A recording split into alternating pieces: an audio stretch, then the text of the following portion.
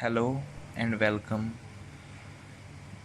In this lecture series, I am going to teach economics for UPSC IAS. And dear students, my only way of teaching the economics for UPSC IAS will be based on the basics, how to build our basics, how we can approach the economics in the UPSC civil service examination, how we can clarify our concepts, and my main objective of my teaching will be to make the concepts as simple as I can. And then after we build our basics, we will try to conceptualize, we will try to analyze, we will try to interpret the entire situation of the economics. And then finally, after building our basics, the concepts, then we will move to the complex topics in the economics, and we will also correlate these topics with the current affairs so as to have the edge on this subject of the economics. So today in this economics lesson, we are going to study about the basics of the economics. And in basics, why I wrote the basics here is that we have to build a strong foundation, because if our foundation is very strong, we can easily tackle any topic in the economics. So let us start our first topic, the economics. The word economics comes from the two, it's a Greek term, so we have to remember it is a Greek term. ये एक Greek term है, Greece से आया है ये term. और ये क्या ग्रीस टर्म क्या था इसका, OIKONOMOS, oikonomos. And oikonomos also consists of two words, that is oik and nomos. Oik means household or house, and nomos means rules, customs, or we can say the management. So the term economics in the Greek means management or rules of household. So if we see from the key terms, we mean that economics is the management or the rules which we utilize in order to run a household. So how we use, because we know if we take the example of a house, any house, so in this house there is the need of food, because the members of this family, they need food, they need clothing, so they need some amount of money for other purposes. So how we will manage the food, the clothes, the money, and other products for our family, how we manage all these things, it come under the economics. So this is the basic way we can define the economics. So economics is a Greek term, oikonomos, which means the rules or customs or management in relation to the household. So the management or rules of the household. So economics, basically, if we see the economics means, we know our resources are of two types. Resources are renewable and non-renewable. Means the renewable resources like sun, air, and water, these are renewable. But there are also non-renewable resources, like we have coal, we have petroleum. So these are non-renewable resources.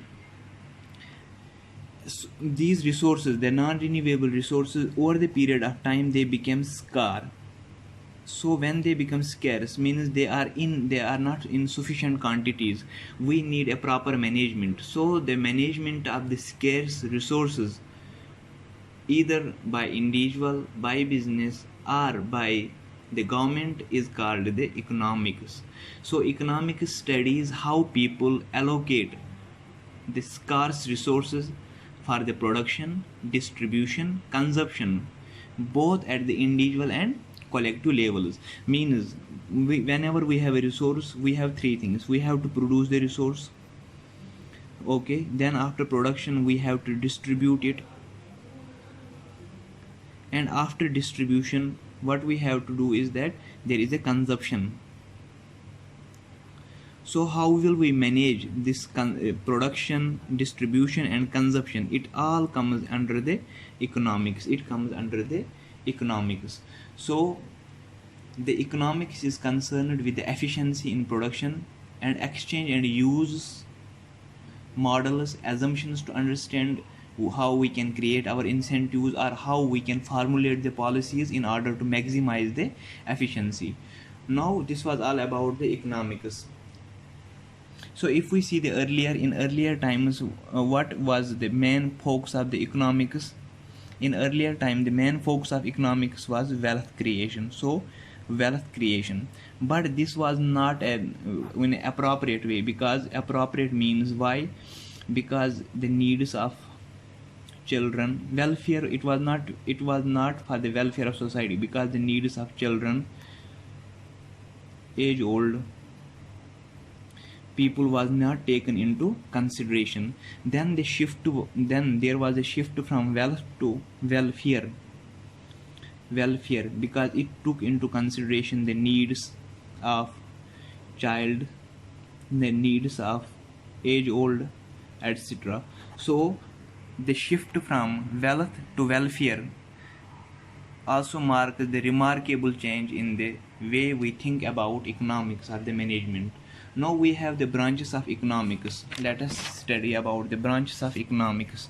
When we talk about the branches of economics, there are usually two main branches of economics. One is microeconomics, एक है microeconomics और दूसरा जो है, and the second one is macroeconomics. So micro, then as the name suggested, micro means small economy and macro means large economy, means the small economy. In microeconomics we mostly deal with the individual household. Okay, we deal with the individual household. We deal how the individual households,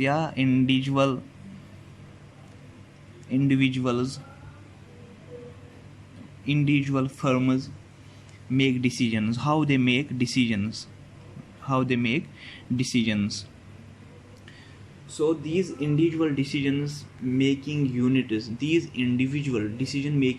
can be, so if we see in microeconomics, these decision making individuals, it can be a firm, it can be made by a firm, by an individual itself, it can be made by a business, by an organization or government agency.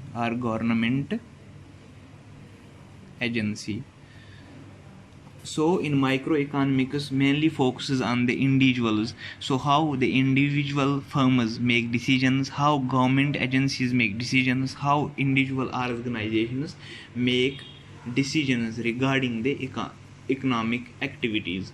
So in microeconomics, if we see what would be the topics that we study in the topics of microeconomics, means which topics come under this section. So if we see the topics that come under this section, first we will study about supply, the dynamics of supply and demand. It comes under the microeconomics. We will also study about the production of the goods and services, but what is the cost associated with production of goods and services.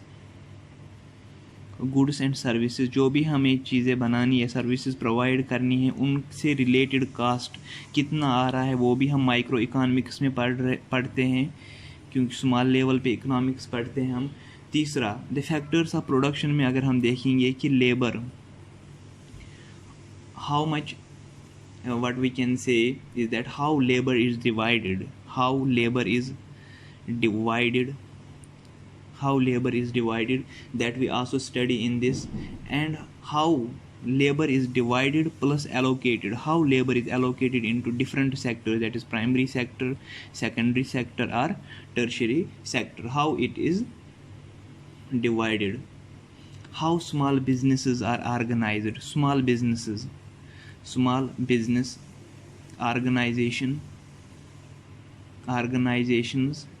functions, how they are organized, how they function, and how people approach uncertainty, means how people approach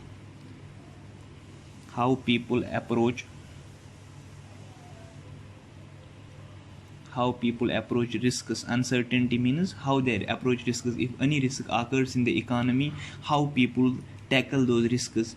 And there is also a strategic game theory. Strategic game theory means if there is any kind of risk, how the household manages itself to overcome the defaults or the effect of that risk. So this all comes in the microeconomics. So microeconomics is usually concerned with how supply and demand interact in individual market, and how these interactions demand the price level of goods and services. So it not only examines the economic behavior of individual actor, but it also examines the economic behavior of an individual firm, the individual consumer and the individual worker. So this was mainly about the microeconomics at the level of individual, at the level of household.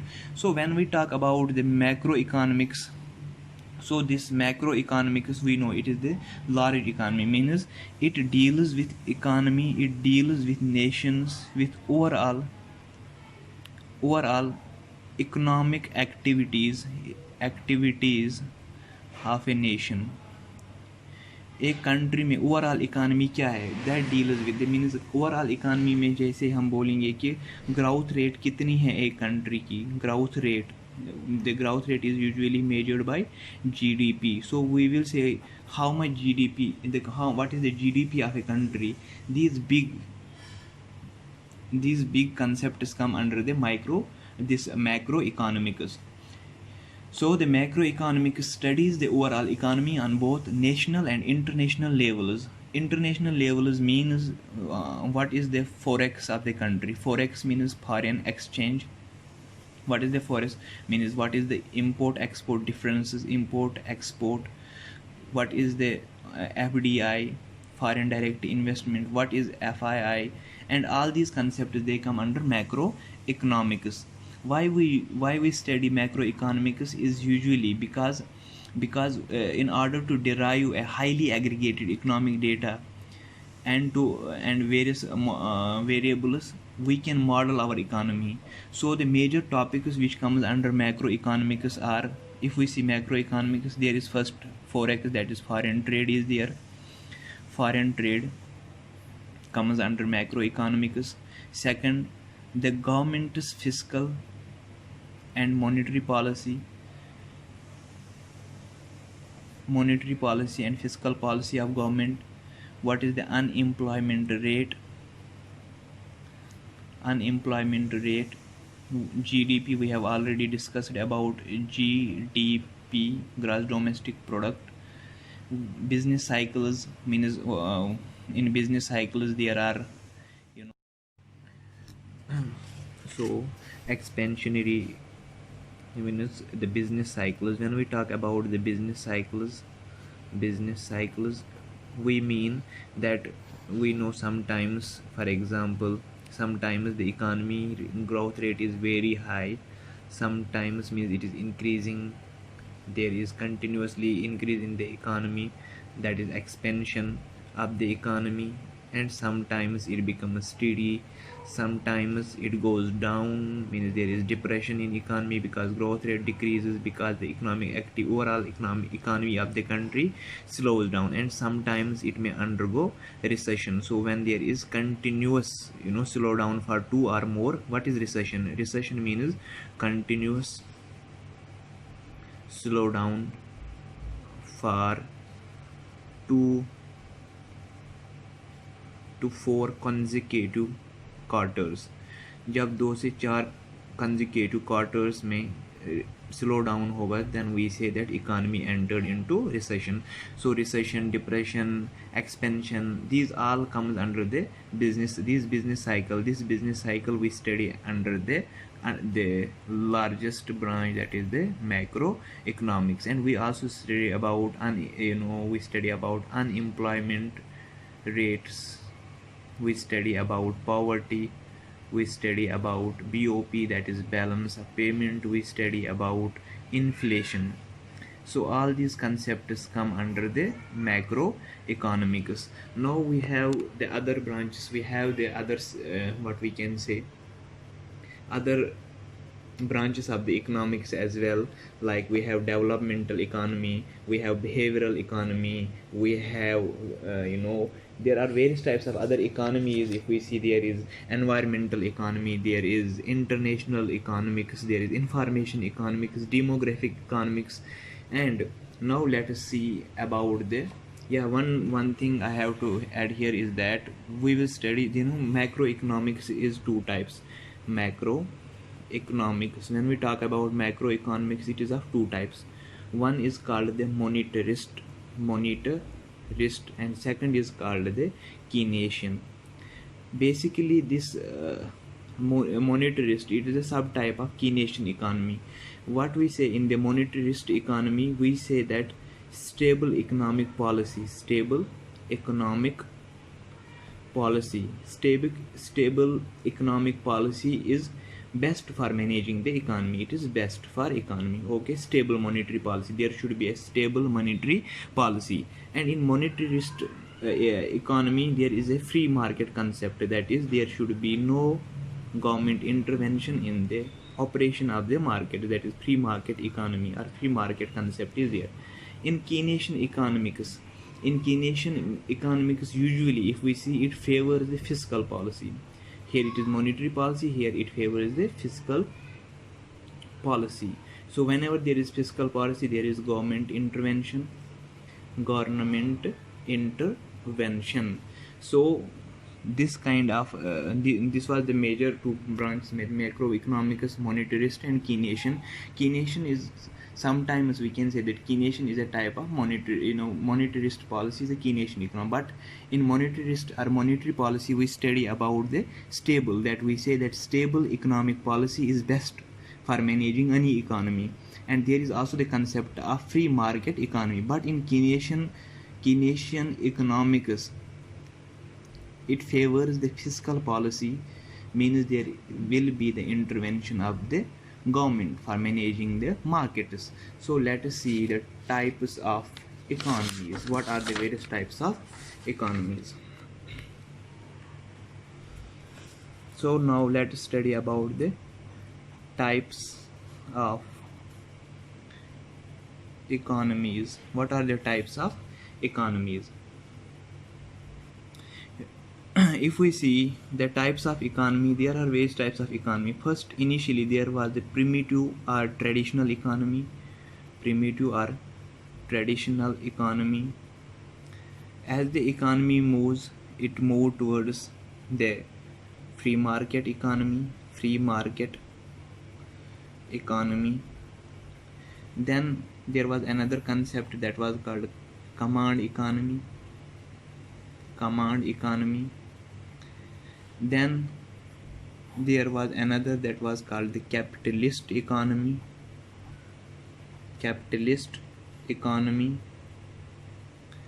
And another type is mixed economy. There is other concept that is called open economy. Another type is closed economy. closed economy. There is also socialist economy.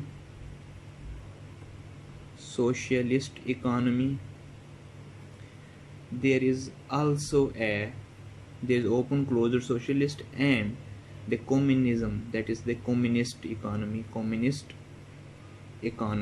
So these were the types of economy. So when we talk about the primitive or traditional economy, in primitive or traditional economy, usually if we see these primitive or traditional economies, there was little or no government interference,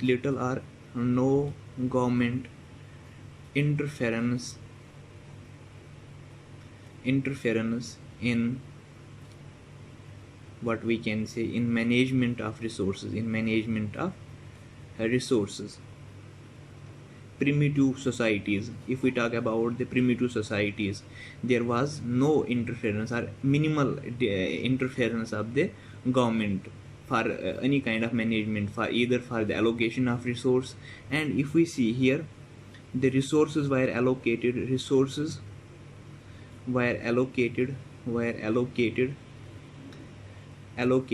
based on customs or rituals,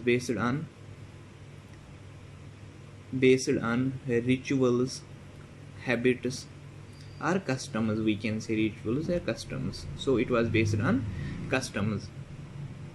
And in this primitive type or traditional economy, we know this management was done either by a family.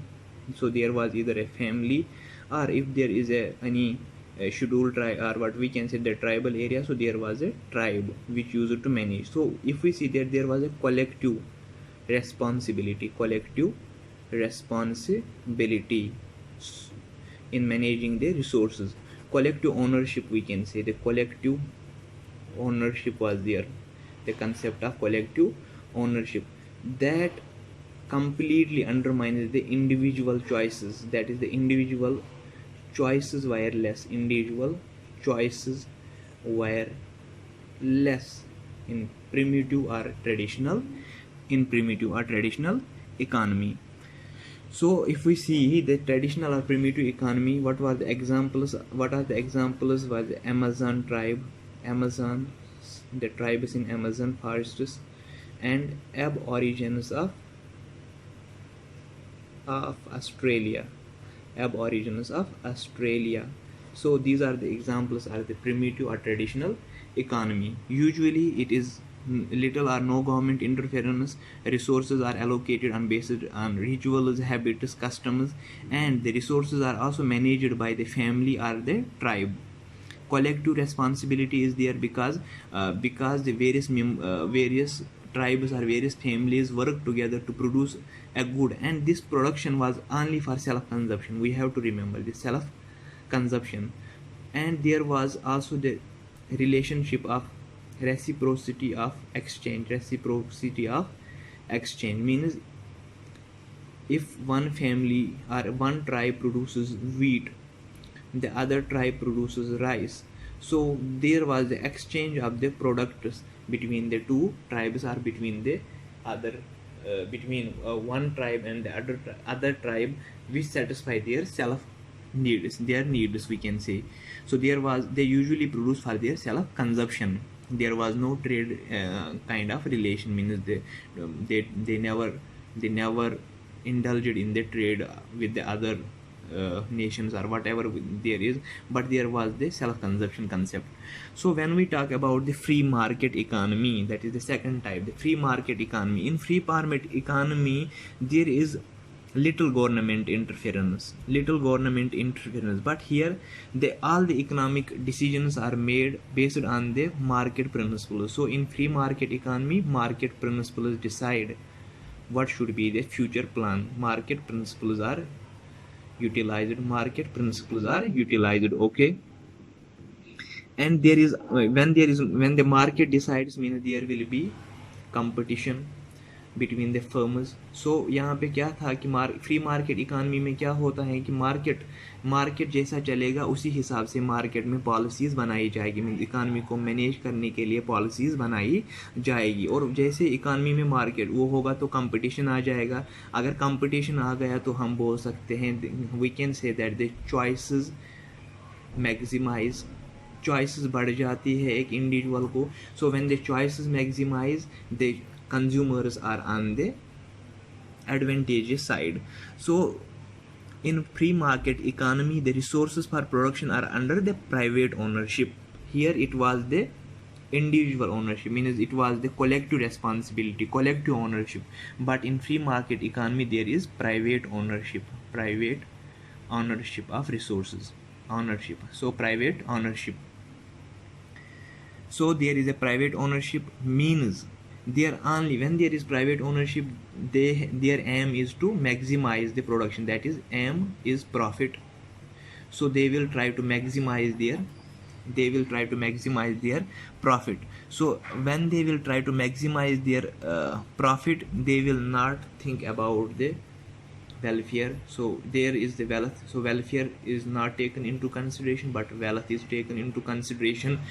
And this type of free market economy, if we see, although there in the world today we cannot see a pure free market economy where there is no government interference, but there are few free market economies in the world, like USA, United States of America, like Australia, they come close to the free market economy, but there is no pure free market economy in the world. Then there is another that is called the command economy. In command economy, command means there is central planner. In command economy there is a central planner or government,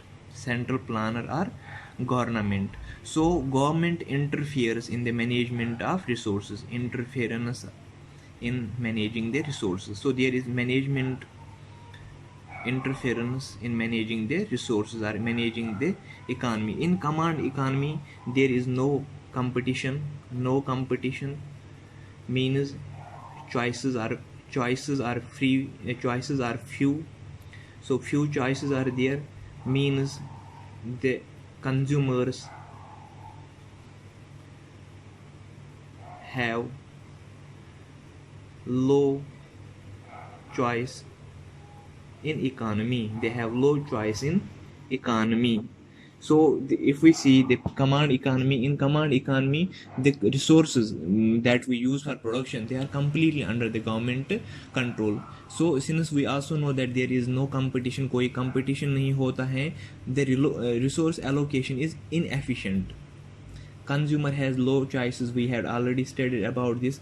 And if you see this type of command economy in former Soviet Union, Cuba and China, these three countries, if we see today, the Cuba and China, they have the command economy, because the command economy means fewer choices, closed economy. So there is the fewer choice, this is the command economy. Then we have capitalist economy. In capitalist economy there is private ownership,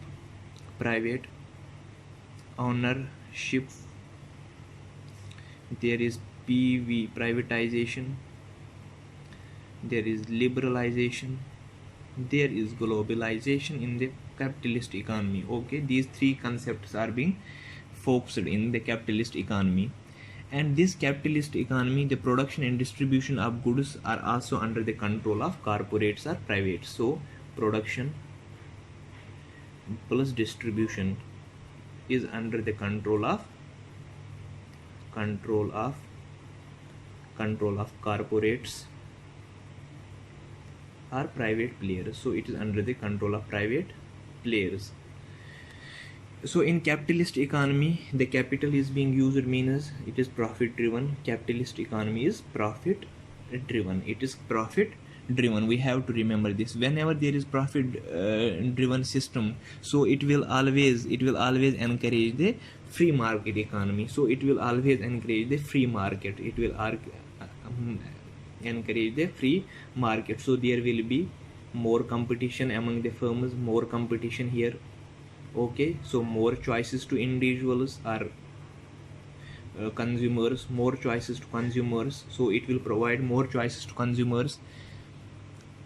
So if we see in capitalism, since there is a competition, so there will be also a rivalry, there will be a conflict in supplying or getting an economic services and goods, because here the government does not interfere the economy, and the laws of supply and demand will make sure that the economy runs most efficiently. Means here in capitalist economy, the laws of supply and demand, laws of supply and plus demand will make sure how economy runs, so this comes under the capitalist economy. Then there is a mixed economy. In mixed economy there is both public plus private ownership. Public means government, private means the individual, so both interfere in this. And in the mixed economy both public and private ownerships are present, means enterprises are present. This is called the mixed economy. And in mixed economy, if we see the mixed economy examples are India, China. Why? Sorry, China, not China. It is UK, United Kingdom. Why? Because here the government also has ownership over the few resources, and the